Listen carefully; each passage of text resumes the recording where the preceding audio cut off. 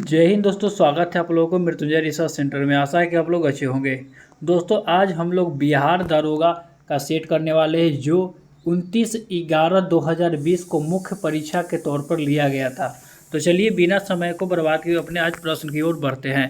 और दोस्तों आप लोग अगर चैनल पर नए हैं तो इसे आप सब्सक्राइब कर सकते हैं। दोस्तों ये इम्पोर्टेंट इसलिए हो जाता है क्योंकि आजकल बिहार पुलिस के साथ यूपी पुलिस, एमपी पुलिस और अन्य दरोगा के जो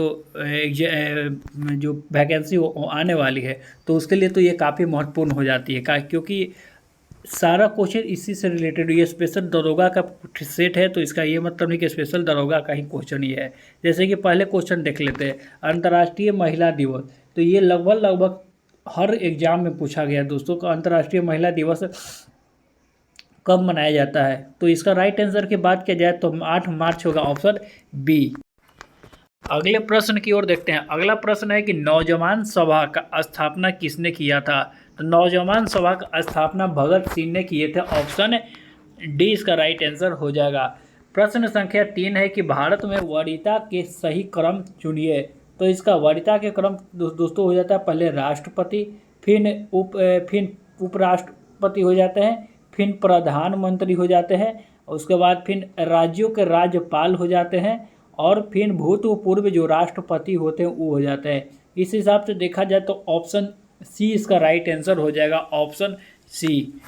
प्रश्न संख्या 4 है कि कवक के काइटिन कवक का कोशिका भित्ति का मुख्य अवयव क्या है। तो कवक का कोशिका भित्ति जो बना होता वो काइटिन का बना होता, ऑप्शन ए। अगर पूछता कि पादपों में कोशिका भित्ति किसका बना होता है तो उसका हो जाता है सेल्यूलोज, लेकिन यह कवक है तो काइटिन याद रखिएगा। प्रश्न संख्या 5 है, ये इसको हम स्किप करते हैं दोस्तों, इसको आप लोग खुद से बना लीजिएगा, ऑप्शन सी इसका राइट आंसर हो जाएगा। ठीक है। प्रश्न संख्या 6 है कि वर्ष 2011 के जनगणना के अनुसार बताना है भारत का वह राज्य जहां न्यूनतम जनसंख्या घनत्व दर्ज किया गया है। तो इसका राइट आंसर की बात किया जाए तो अरुणाचल प्रदेश हो जाएगा। 17 प्रति स्क्वायर किलोमीटर में 17 के वहाँ है दोस्तों, याद रखिएगा, ऑप्शन 20 का राइट आंसर हो जाएगा। प्रश्न संख्या 7 है कि पॉलिशदार पाषाण उपकरण किस युग में की विशेषता है। तो इसका राइट आंसर की बात किया जाए तो ये नव पाषाण की विशेषता है, ऑप्शन डी इसका राइट आंसर हो जाएगा। प्रश्न संख्या 8 है कि राज्य विधान परिषद का संबंध निम्नलिखित में से कौन सा कथन सत्य नहीं है। राज्य विधान परिषद के संबंध में निम्नलिखित में से कौन सा कथन सत्य नहीं है, निगेटिव वाला पॉइंट ढूंढना है दोस्तों। तो इसका राइट आंसर की बात किया जाए तो कथन ऑप्शन ए देख लेते हैं कि महाराष्ट्र और तेलंगाना राज्य में द्विसदनात्मक विधानमंडल है। ये बिल्कुल सही बोला गया है दोस्तों, यहाँ पर द्वि विधानसभा मंडल है। अगला है कि विधान परिषद सदस्यों की अधिकतम संख्या विधानसभा के 1/3 होना चाहिए। हाँ ठीक है, 1/3 या न्यूनतम बोला गया कि 40 होना चाहिए। कुछ राज्यों में अपवाद पर चलता है, ठीक है, लेकिन मिनिमम बताया गया है कि 40। अगला है कि न्यूनतम सदस्यों की संख्या 60 नहीं दोस्तों, 40 होना चाहिए। यही इसका राइट आंसर हो जाएगा। ठीक है, यही इसका राइट आंसर, ऑप्शन सी इसका राइट आंसर हो जाएगा। प्रश्न संख्या 9 है कि सूरत के संबंध शिवाजी के संबंध निम्नलिखित घटनाओं पर बल देना है दोस्तों। तो इसका देखिए दोस्तों, शिवाजी का सबसे पहले तो जन्म अगर पूछा जाए तो 1630 में हुआ था, ये याद रखिएगा, 1630 में शिवाजी का जन्म हुआ था। ऐसे हम आपको बता दे रहे हैं, आप लोग याद रखिएगा 1630 में हुआ था। ठीक है, और शिवाजी जी की मृत्यु कब हुआ था तो 1680 में, याद रखिएगा 1630 में जन्म लिए थे और 1680 में ये मर गए थे। ठीक है, अगर बात किया जाए कर्नाटक आक्रमण ये 1630 में ही किए थे। एक मिनट दोस्तों, 1630 में नहीं इनका जन्म होगा, 1630 में इनका जन्म नहीं होगा। इसको थोड़ा आप लोग खुद से देख लीजिएगा क्योंकि कर्नाटक आक्रमण ही 1630 में हुआ था। ठीक है, तो 1630 में जन्म लेते थोड़े ना आक्रमण कर देंगे, तो 1630 हो जाएगा। ठीक है, उसके बाद अगर कर्नाटक आक्रमण के बाद बात की तो पुरंदर में 1664 में हुआ था, 1646 में हुआ था पुरंदर, 1646। अगर बात किया जाए 1664 में पुरंदर हो गया था। ठीक है, इसको आप लोग खुद से कर लीजिएगा दोस्तों। ऐसे इसका ऑप्शन हम बता देते हैं। ऑप्शन इसका राइट आंसर की बात किया जाए तो इसका राइट आंसर ऑप्शन बी हो जाएगा। ठीक है, ऑप्शन बी इसका राइट आंसर है। प्रश्न संख्या 10 है, ये मैथ का प्रश्न है, इसको भी आप लोग अच्छे से खुद से कर लीजिएगा। हालांकि बहुत ही आसान ये प्रश्न है, इसको आप लोग खुद से कर लीजिएगा। ऑप्शन बी इसका राइट आंसर है। प्रश्न संख्या 11 है, निम्नलिखित में से कौन सा प्रत्यक्ष लोकतंत्र का साधन नहीं है? तो इसका राइट आंसर की बात किया जाए तो इसका जीरो मेंडेरिंग हो जाएगा। ऑप्शन डी इसका right answer, zero meandering, option D इसका राइट आंसर हो जाएगा। प्रश्न संख्या 22 एक रीजनिंग का प्रश्न है, आप लोग खुद इसको कर लीजिएगा। इसका राइट आंसर की बात किया जाए तो पत्नी हो जाएगा, ऑप्शन डी। प्रश्न संख्या 13, भारत के उत्तरी पश्चिमी भाग में शीतकालीन वर्षा का मुख्य रूप से निम्नलिखित में से कौन सा कारण है? तो भारत में जब शीत ऋतु में उत्तर पश्चिम में वर्षा होता है वो पश्चिमी विक्षोभ के कारण होते हैं। ठीक है, ऑप्शन ए इसका राइट आंसर हो जाएगा, ऑप्शन ए। प्रश्न संख्या 14 है, इसको आप लोग खुद से कर लीजिए। इसका राइट आंसर की बात किया जाए तो ऑप्शन डी हो जाएगा, पर इसको आप लोग खुद से मेहनत कीजिए। ठीक है, प्रश्न संख्या 15 भी मैथ का ही प्रश्न है, इसको भी आप लोग खुद से कर लीजिए और इसका राइट आंसर 44 हो जाएगा। हालांकि बहुत इजी प्रश्न है, आप लोग इसको कर सकते हैं। ठीक है, अगर नहीं कर पाए तो आप लोग कमेंट में कीजिए, हम उसको सॉल्व करके हम टेलीग्राम पर इसको डाल देंगे, आप लोग वहाँ से देख लीजिएगा। प्रश्न संख्या 16 है कि निम्नलिखित में से कौन सा पृथ्वी के घूर्णन का प्रावधान नहीं है? तो इसका राइट आंसर की बात किया जाए तो देखिए दोस्तों, जब पृथ्वी घूर्णन करता है तो पवनों का विक्षेपण तो होता ही है, कोरियोलिस बल की भी उत्पत्ति होती ही है, पवन दिन और रात बनता ही है, लेकिन ऋतु परिवर्तन जो वो परिक्रमण के कारण होता है। याद रखिएगा, ऋतु परिक्रमण के कारण होता है, न कि घूर्णन के कारण। ठीक है, प्रश्न संख्या 17 है कि आपातकाल के उद्घोषणा तब निम्नलिखित में से कौन सा मूल अधिकार को छोड़कर अन्य सभी मूल अधिकारों के प्रवर्तन के लिए न्यायालय में जाने का अधिकार निलंबित रहता है? तो यानी कि आपातकाल के दौरान कौन सा वो 2 अनुच्छेद है जो निरस्त नहीं होता है, ये बताना है। तो इसका राइट आंसर की बात किया जाए तो 20 और 21 हो जाता है। ऑप्शन ए इसका राइट आंसर हो जाएगा, 20 और 21, ऑप्शन ए इसका राइट आंसर हो जाएगा। ठीक है, प्रश्न संख्या 18 है कि भारत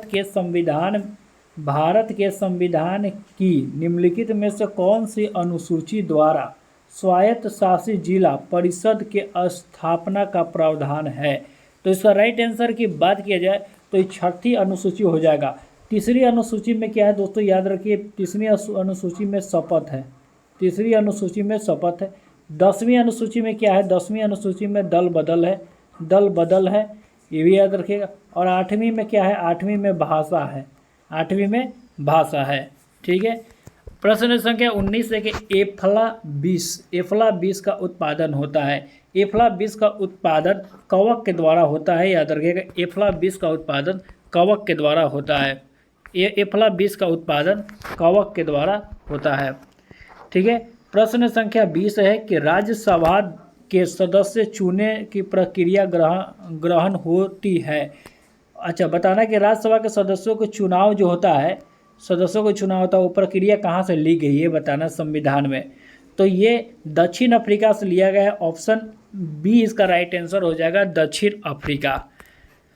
प्रश्न संख्या 21 है कि प्यूनिक युद्ध किनके मध्य हुआ था? तो प्यूनिक युद्ध की बात किया जाए तो ये रोम और कार्थेज के बीच में हुआ था, ऑप्शन बी इसका राइट आंसर हो जाएगा।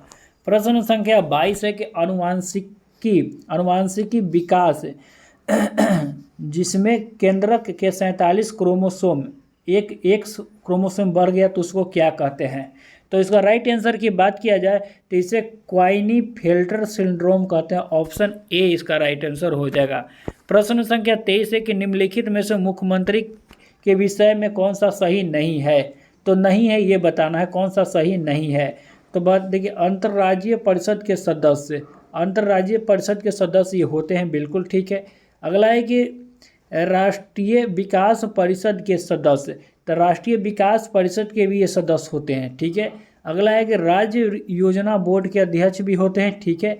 राज्य मानव अधिकार आयोग के अध्यक्ष नहीं, राज्य मानव अधिकार के अध्यक्ष नहीं हो सकते हैं। ऑप्शन डी ही इसका राइट आंसर है, ऑप्शन डी इसका राइट आंसर है। प्रश्न संख्या 24 है। अगर ये आप लोग अच्छा लग रहा है तो इसे लाइक शेयर सब्सक्राइब जरूर कीजिए, ठीक है। प्रश्न संख्या 24 है कि निम्नलिखित में से कौन सा घटक एकीकृत परिपथ के भीतर नहीं बनता है। तो इसका राइट आंसर की बात किया जाए तो ऑप्शन सी हो जाएगा, ट्रांसफॉर्मर, ऑप्शन सी। प्रश्न संख्या 25 है कि जेम्स टेबिक के द्वारा पहली बार सुझाया गया टोबिन टैक्स निम्नलिखित में से किससे लेन देन पर लगाया जाता है। तो इसका राइट आंसर की बात किया जाए तो ये करेंसी के लेन देन पर किया जाता है, ऑप्शन बी इसका राइट आंसर हो जाएगा। प्रश्न संख्या 26 है कि मुगल दरबार में प्रमुख चित्रकार कौन था जिसके नेतृत्व में अकबर के चित्रकला का एक पृथक विभाग स्थापित किया था। अकबर के नेतृत्व में, ठीक है, अकबर के नेतृत्व में, अकबर के काल में ये बताना है, किसके नेतृत्व में ये बताना है, ठीक है। तो इसका राइट आंसर की बात ये तो अबुल सम्मद हो जाएगा, अब्दुल सम्मद हो जाएगा, ऑप्शन ए इसका राइट आंसर हो जाएगा। पर 27 नंबर प्रश्न है कि एक शर्ट को 1300, ये आप लोग स्किप कर देते हैं दोस्तों, आप लोग खुद से बनाइए, मैथ का इजी प्रश्न है, बहुत ही इजी प्रश्न है, ठीक है, ये इसको आप मान के चलिए। प्रश्न संख्या 28 है कि कृषि का काटो और चलाओ प्रतिरूप भारत के किस प्रदेश में प्रचलित है। तो काटो और चलाओ किस प्रदेश में प्रचलित है ये बताना है। तो ये उत्तर पूर्वी राज्य में हो जाएगा, उत्तर पूर्वी राज्य में हो जाएगा, ऑप्शन डी। प्रश्न संख्या 29 है कि भारत का इस्पात उद्योग निम्नलिखित में से किसके आयात की अपेक्षा होती है। तो इसका राइट आंसर की बात किया जाए तो कोकिंग कोयला, ऑप्शन सी इसका राइट आंसर हो जाएगा। प्रश्न संख्या 30 है कि निम्नलिखित में से कौन सा प्रत्यक्ष कर का उदाहरण नहीं है। तो संपत्ति कर प्रत्यक्ष कर है, व्यवसाय कर भी एक प्रत्यक्ष कर है, आय कर भी प्रत्यक्ष कर है, लेकिन वस्तु और सेवा कर यानी कि जीएसटी एक अप्रत्यक्ष कर, ऑप्शन डी इसका राइट आंसर हो जाएगा, ऑप्शन डी। प्रश्न संख्या 31 है कि संस्कृति और शिक्षा का अधिकार वर्णित है। तो संस्कृति और शिक्षा का अधिकार 29 और 30 में वर्णित है, ऑप्शन बी इसका राइट आंसर हो जाएगा, ऑप्शन बी इसका राइट आंसर हो जाएगा। प्रश्न संख्या 32 है कि निम्नलिखित में से किसने रैयतवाड़ी बंदोबस्त आरंभ किया है। तो रैयतवाड़ी बंदोबस्त के आरंभ ये मुनरो ने किए, तो ऑप्शन बी इसका राइट आंसर हो जाएगा, मुनरो। 33 नंबर प्रश्न है कि पश्चिम बंगाल में होने वाले मानसून पूर्व की वर्षा को कहते हैं, मानसून से जो पूर्व वर्षा है उसको क्या कहते हैं ये बताना है। तो ये काल वैशाख कहते हैं या नार्वेस्टर कहते हैं, ऑप्शन डी इसका राइट आंसर हो जाएगा। ये अज्ञात प्रश्न है, अज्ञात राशि को ढूंढना है दोस्तों, याद रखिए बहुत आसान है। 3 का स्क्वायर 9, 9 का स्क्वायर 81 और 81 का स्क्वायर 65 61, तो यहाँ 9 हो जाएगा, ऑप्शन ए। हालांकि इसको ये सब प्रश्न को आप लोग खुद से किया कीजिए। प्रश्न संख्या 35 है कि भारत का राष्ट्रपति चुनाव हेतु विवाद का निर्णय कौन करता है। तो इसका राइट आंसर की बात की जाए तो ऑप्शन बी हो जाएगा, ये सर्वोच्च न्यायालय इसका करते हैं, ठीक है। प्रश्न संख्या 36 है कि भोपाल गैस दुर्घटना में विषाक्त गैस जिसका रिसाव हुआ था वो कौन सा है। तो भोपाल गैस दुर्घटना में कौन सा गैस निकला था दोस्तों ये बताना है। तो इसका राइट आंसर की बात किया जाए तो ऑप्शन सी हो जाएगा, मिथाइल आइसोसाइनाइड। इसको आप लोग खुद से कीजिए दोस्तों, आप लोग इसका स्क्रीनशॉट अच्छे से ले लीजिए, ठीक है। इसका राइट आंसर हम आपको बता देते हैं, इसका राइट आंसर आपको हो जाएगा ऑप्शन बी, ठीक है। इसको आप लोग खुद से स्क्रीनशॉट ले लीजिए, खुद से कीजिए, आसान प्रश्न। प्रश्न संख्या 38 है, कल एक दिन पहले शनिवार था, इसको भी आप लोग खुद से कीजिए, ठीक है। इसका राइट आंसर ऑप्शन बी ही हो जाएगा, ऑप्शन बी, ठीक है। प्रश्न संख्या 39 है कि इंपॉर्टेंट प्रश्न है कि दक्षिण पूर्वी एशिया में वृद्ध त्रिकोण में सम्मिलित है। वृद्ध त्रिकोण में कौन सा देश सम्मिलित है, 3 देश को बताना है। तो सिंगापुर, मलेशिया और इंडोनेशिया, याद रखिएगा, ऑप्शन ए, सिंगापुर, मलेशिया और इंडोनेशिया। प्रश्न संख्या 40 है कि निर्विरोध निर्वाचन होने वाले भारत के प्रथम राष्ट्रपति कौन थे। तो इसका राइट आंसर की बात किया जाए, निर्विरोध नीलम संजीव रेड्डी, यानी कि ऑप्शन डी हो जाएगा इसका राइट आंसर, नीलम संजीव रेड्डी। प्रश्न संख्या 41 के निम्नलिखित में से कौन सा हाइड्रोजन के समस्थानिक नहीं है? तो नहीं है तो प्रोट्रियम, ड्यूटेरियम, ट्राइटेरियम तो होता है, लेकिन इट्रियम नहीं होता। इसका राइट आंसर ऑप्शन डी हो जाएगा। प्रश्न संख्या 42 है कि भारत में बाजार नियंत्रण प्रणाली किस सुल्तान द्वारा लागू की गई थी? तो भारत में बाजार नियंत्रण प्रणाली अलाउद्दीन खिलजी द्वारा लागू की गई थी। ऑप्शन ए इसका राइट आंसर हो जाएगा। प्रश्न संख्या 43 है कि अकबर के 1567 से 68 ईस्वी चित्तौड़ के आक्रमण, ठीक है, के समय मेवाड़ के शासक कौन थे? तो अकबर के जो समय थे राणा उदय सिंह हो जाएंगे, राणा उदय सिंह। ऑप्शन बी इसका राइट आंसर हो जाएगा, राणा उदय सिंह। प्रश्न संख्या 44 है कि पटाखों में निम्नलिखित में से कौन सा हरी ज्वाला निम्न के कारण उत्पन्न होती है? तो पटाखों में से कौन सी हरी ज्वाला निकलता है, किसके कारण से निकलता है? तो इसका राइट आंसर तो बेरियम के कारण निकलता है। ऑप्शन डी इसका राइट आंसर हो जाएगा। प्रश्न संख्या 45 है कि लोकसभा के प्रथम विपक्ष के नेता कौन थे? तो राम सुभग सिंह हो जाएगा। ऑप्शन सी इसका राइट आंसर हो जाएगा। प्रश्न संख्या 46 है कि ग्लूकोज का एक अणु एंजाइम उत्प्रेरक श्रृंखला की अभिक्रिया द्वारा पायरुविक अम्ल के 2 अणु टूट जाते हैं, ठीक है, तो इस प्रक्रिया को क्या कहते हैं? तो इस प्रक्रिया को हम लोग ग्लाइकोलाइसिस कहते हैं। ऑप्शन सी इसका राइट आंसर हो जाएगा। ऑप्शन सी ग्लाइकोलाइसिस, याद रखिए ग्लाइकोलाइसिस। प्रश्न संख्या 47 है कि गारो खासी जयंती या पहाड़िया किस राज्य में है? तो ये मेघालय में हो जाएगा। गारो खासी जयंतियाँ मेघालय में है। प्रश्न संख्या 48 है कि डेविस कप का संबंध किससे है? तो डेविस कप का जो संबंध है वो टेनिस से हो जाएगा। डेविस कप का संबंध टेनिस से हो जाएगा। ऑप्शन सी इसका राइट आंसर हो जाएगा। प्रश्न संख्या 49 है कि निम्नलिखित में से कौन सा सुमेलित नहीं है, ये बताना है। तो ये देखिए दोस्तों, ये गार्डन रिच शिपयार्ड कलकत्ता, ठीक है, गार्डन शिप शिपयार्ड कलकत्ता बिल्कुल सही है। गोवा शिपयार्ड को वास्को डिगामा, ठीक है, बिल्कुल सही है। और मंझगांव जो है ये मंझगांव केरल में हो जाएगा, ये गोवा में नहीं, मंझगांव केरल में। इसको आप लोग खुद से देख लीजिएगा। हिंदुस्तान शिपयार्ड विशाखापट्टनम, ये भी ठीक है। ऑप्शन सी इसका राइट आंसर हो जाएगा। प्रश्न संख्या 50 है कि राज्यसभा साधारण विधेयक की बात किया गया दोस्तों, को अधिकतम लंबित कर सकता है। तो साधारण विधेयक को 6 माह के लिए लंबित कर सकता है। ऑप्शन सी इसका राइट आंसर हो जाएगा। 51 नंबर प्रश्न हम लोग स्किप करते हैं, इसको आप लोग खुद से कर लीजिए। ऑप्शन बी इसका राइट आंसर हो जाएगा। प्रश्न संख्या 52 है कि उपराष्ट्रपति के द्वारा किसी अपराध में दंड के कारण कुछ समय निलंबित करना क्या कहलाता? कुछ समय निलंबित करना क्या कहलाता है, ये सिंपल बताइए। तो ये प्रविलंबन कहता है, प्रविलंबन। Option D answer. प्रश्न संख्या 53 है कि भारतीय राज्यों की आज़ादी के बाद पूर्ण गठन मुख्यतः किस आधार पर किया गया था? तो ये भाषाई आधार पर किया गया था और आंध्र प्रदेश प्रथम राज्य बना था भाषाई आधार पर। ऑप्शन ए इसका राइट आंसर था। प्रश्न संख्या 54 है कि निम्नलिखित में से कौन सा युग संपादक और समाचार पत्र सम्मिलित नहीं है? तो इसका राइट आंसर देखते हैं दोस्तों। तो राजा राम मोहन राय संवाद के मरु, ये बिल्कुल सही है। ईश्वर चंद्र विद्यासागर, सोमनाथ ईश्वर चंद्र विद्यासागर, ठीक है।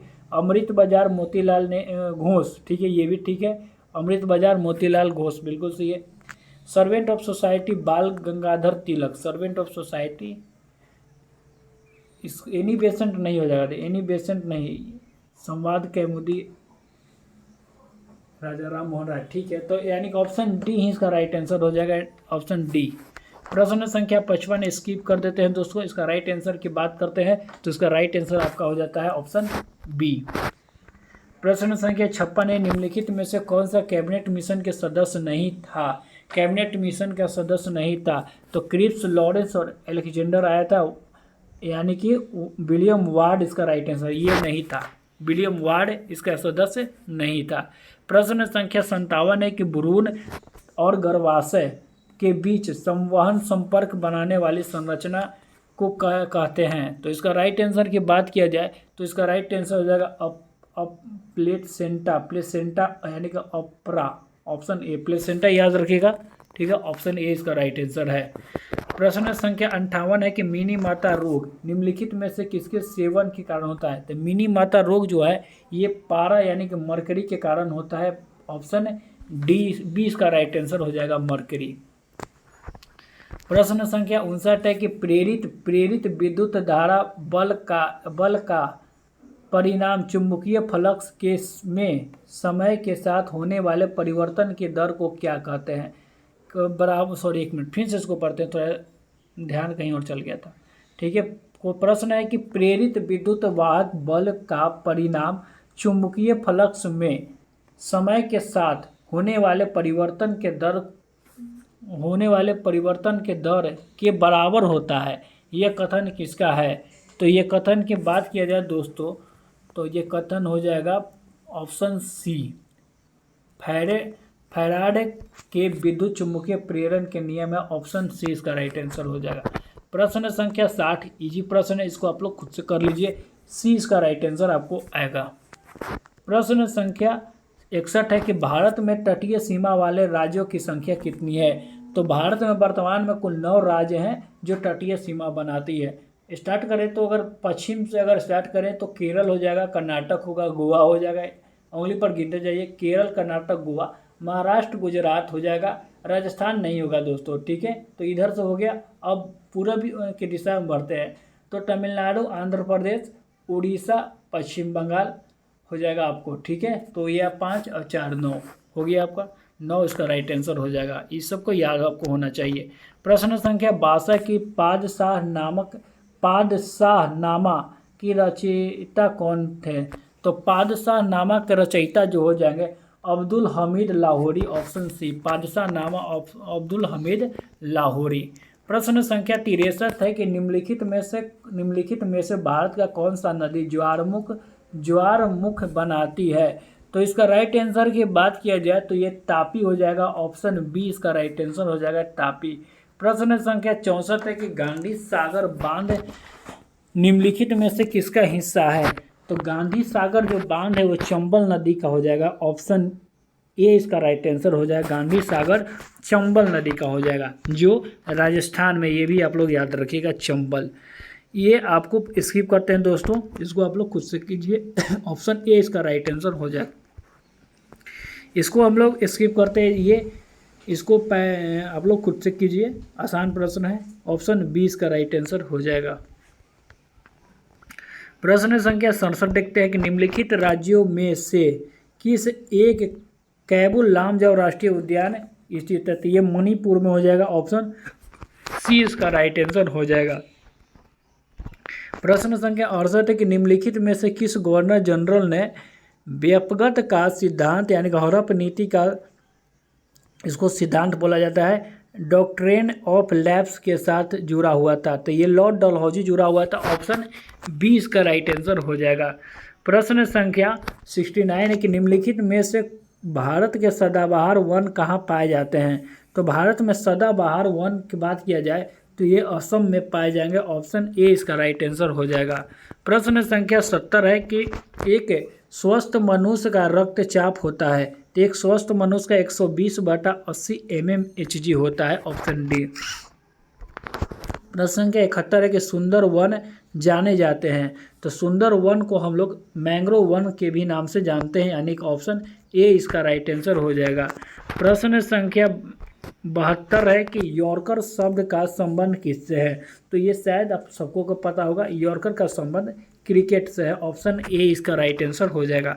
प्रश्न संख्या 73 है कि भारत का कौन सा राज्य नौका दौड़ के लिए प्रसिद्ध है। तो नौका दौड़ के लिए केरल हो जाएगा दोस्तों, याद रखिएगा, नौका दौड़ के लिए केरल हो जाएगा, नौका दौड़ केरल।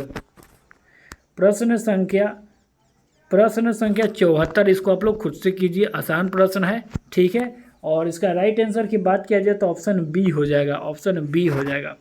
प्रश्न संख्या 75 है कि भारत का वह राज्य जहां विशाल थोरियम का विशाल भंडार है। तो थोरियम का विशाल भंडार केरल में हो जाएगा, ऑप्शन ए इसका राइट आंसर हो जाएगा।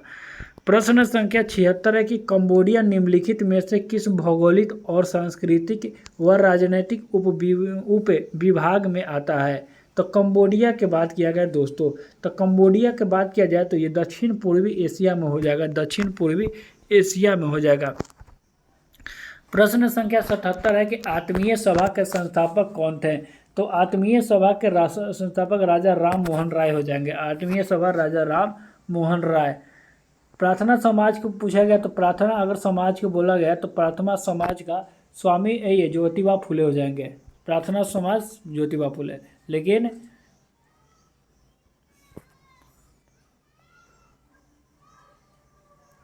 प्रश्न संख्या 78 है कि न्यूक्लियस के बाहर डीएनए मिलता है। तो न्यूक्लियस के बाहर डीएनए माइक्रोकॉन्ड्रिया में मिलता है। ऑप्शन डी इसका राइट आंसर हो जाएगा। प्रश्न संख्या 79 है कि निम्नलिखित में से कौन सा कथन सत्य है ये बताना है। तो इसका राइट आंसर की बात किया जाए तो ये डी हो जाएगा। दो संख्याओं का गुणन हमेशा सम होता है। प्रश्न संख्या 80 है कि निम्नलिखित गुप्त शासकों में से किसने अश्वमेध यज्ञ संपादित किया था। तो अश्वमेध यज्ञ समुद्रगुप्त ने किए थे। ऑप्शन बी इसका राइट आंसर हो जाएगा। ये प्रश्न मैथ का, इसको आप लोग खुद से कीजिए, हम इसको स्किप कर आगे बढ़ते हैं। ऑप्शन डी इसका राइट आंसर हो जाएगा। प्रश्न संख्या 82 है कि निम्नलिखित नदियों में से कौन सा नदी डेल्टा नहीं बनाती है। डेल्टा नहीं बनाती ये पूछा गया। तो कृष्णा नदी जो है दोस्तों ये डेल्टा नहीं बनाती है, याद रखिएगा। कृष्णा नदी जो है, सॉरी कृष्णा तो बनाती हैं, एक मिनट, ताप्ती नहीं बनाती है। ताप्ती और नर्मदा दोनों नहीं बनाती, यानी ताप्ती हो जाएगा। ऑप्शन डी इसका राइट आंसर हो जाएगा। स्किप करते हैं दोस्तों 83 नंबर प्रश्न, इसको आप लोग खुद से कीजिए, ठीक है। ऐसा नहीं आएगा तो आप लोग प्रश्न को कमेंट में कर दीजिएगा, हम इसको सॉल्यूशन जैसा डिमांड होगा वैसे हम टेलीग्राम पर इसको भेज देंगे। प्रश्न संख्या 84 कि विक्रम संवत किस गुप्त शासक ने आरंभ किया था। तो विक्रम शासक के बात किया जाए तो विक्रम शासक चंद्रगुप्त द्वितीय, यानी कि ऑप्शन सी इसका राइट आंसर हो जाएगा। विक्रमादित्य भी इनको बोला जाता था। प्रश्न संख्या 85 कि निम्नलिखित में से कौन सा खाने के नमक के नाम से जाना जाता है। तो इसका राइट आंसर की बात किया जाए तो NaCl हो जाएगा। ऑप्शन डी इसका राइट आंसर, नमक का साधारण फॉर्मूला NaCl। इसको आप लोग खुद से कीजिए दोस्तों, आसान प्रश्न है। इसका राइट आंसर ऑप्शन सी हो जाएगा, ऑप्शन सी। प्रश्न संख्या 87 के उपयुक्त आवृत्ति का प्रकाश जब किसी धातु पृष्ठ पर डाला जाता है तो इलेक्ट्रॉनों का उत्सर्जन होता है। इस प्रक्रिया को कहते हैं, इस प्रक्रिया को क्या कहते हैं। जब इलेक्ट्रॉनों का उत्सर्जन होता है तो इसे प्रकाश विद्युत उत्सर्जन कहते हैं। ऑप्शन सी इसका राइट आंसर हो जाएगा। ऑप्शन सी इसका राइट आंसर हो जाएगा। प्रश्न संख्या 88 है, इसको आप लोग खुद से कीजिए। और इसका राइट आंसर की बात किया जाए तो ऑप्शन ए इसका राइट आंसर हो जाएगा। थोड़ा PDF थोड़ा अच्छा नहीं आया, इसलिए हम माफ़ी चाहते हैं दोस्तों। अगले बार से इसमें ज़रूर सुधार होगा। खैर हम बोल रहे हैं उसको आप लोग ध्यान से सुनिए। प्रश्न संख्या 89 कि निम्नलिखित में से कौन सा प्रधानमंत्री बनने से पहले मुख्यमंत्री नहीं थे। तो नहीं थे ये बताना है। तो इसका राइट आंसर की बात गुलजारी लाल नंदा हो जाएगा। ऑप्शन डी इसका राइट आंसर हो जाएगा, गुलजारी लाल नंदा, गुलजारी लाल नंदा। प्रश्न संख्या 90 कि निम्नलिखित में से कौन सा वर्ष फ्रांस के तृतीय स्टेट का हिस्सा नहीं था। तो इसका राइट आंसर की बात किया जाए तो इसका राइट आंसर ऑप्शन सी हो जाएगा। पादरी जो था वो तृतीय स्टेट का हिस्सा नहीं था। प्रश्न संख्या 91 कि निम्नलिखित में से कनिष्क की राजधानी कौन सी थी। तो कनिष्क की राजधानी पुरुषपुर हो जाएगा या पेशावर। ऑप्शन ए इसका राइट आंसर हो जाएगा। इसको आप लोग खुद से कीजिए दोस्तों, इंग्लिश का प्रश्न है, आसान प्रश्न है। तो ऑप्शन डी इसका ऐसे राइट आंसर हो जाएगा। प्रश्न संख्या 93 है कि अंतर्राष्ट्रीय श्रम संगठन कहाँ पर है। तो अंतर्राष्ट्रीय श्रम संगठन जिनेवा में हो जाएगा, स्विट्जरलैंड में है जिनेवा। ऑप्शन ए इसका राइट आंसर हो जाएगा। प्रश्न संख्या 94 है कि दाब बढ़ने पर बर्फ का गलनांक क्या होता है। जब दाब बढ़ेगा तो बर्फ का गलनांक घट जाएगा। ऑप्शन ए इसका राइट आंसर हो जाएगा। प्रश्न संख्या 95 है, इसको आप लोग खुद से कीजिए, ठीक है। इसको आप लोग खुद से, आसान प्रश्न, इसको आप लोग खुद से कीजिए। प्रश्न संख्या 96 भी आप लोग इसको खुद से कीजिए, सब मैथ का प्रश्न है। इसको ऐसे आंसर बता देते हैं तो इस ऑप्शन इसका सी हो जाएगा। ठीक है, आसान प्रश्न है, इसको ऑप्शन सी हो जाएगा। प्रश्न संख्या 97 का भी आंसर हम बता देते हैं। 97 का ऑप्शन डी होगा। प्रश्न संख्या 98, जो 98 का आंसर बात किया जाए तो ऑप्शन सी हो जाएगा। ऑप्शन सी हो जाएगा, 98 का ऑप्शन सी हो जाएगा। प्रश्न संख्या 99 की बात किया तो 99 का ऑप्शन डी हो जाएगा। प्रश्न संख्या 99 का ऑप्शन डी हो जाएगा। और प्रश्न संख्या 100 की बात किया जाए तो शिक्षित व्यक्तियों का विकासशील देश से विकसित देश का पलायन कहलाता है। शिक्षित व्यक्तियों का विकासशील देश से विकसित देश में जब पलायन होता है तो उसको क्या कहते हैं ये बताना है। तो ये प्रतिभा पलायन कहते हैं। ऑप्शन ए इसका राइट आंसर है, प्रतिभा पलायन। दोस्तों यही था। और इसका हम लोग अगर इसका हम बोलिएगा आप लोग तो हम इसका पीडीएफ हम आपको इसको हम टेलीग्राम पर डाल देंगे और इसका आंसर भी डाल देंगे। और आप लोग कैसा लगा ये कमेंट में ज़रूर बताइए। तो चलिए मिलते हैं अगले वीडियो में। अगर आप लोग चैनल को अभी तक सब्सक्राइब नहीं किए तो सब्सक्राइब कर दीजिए, थोड़ा हमको मोटिवेट मिलेगा। अभी मेरा ज़्यादा सब्सक्राइबर नहीं है, आप लोगों की वजह से कुछ बढ़ जाएगा, इसलिए मेरा थोड़ा खुशी हो जाएगा। तो चलिए अगले वीडियो मिलते हैं, तब तक के लिए जय हिंद जय भारत।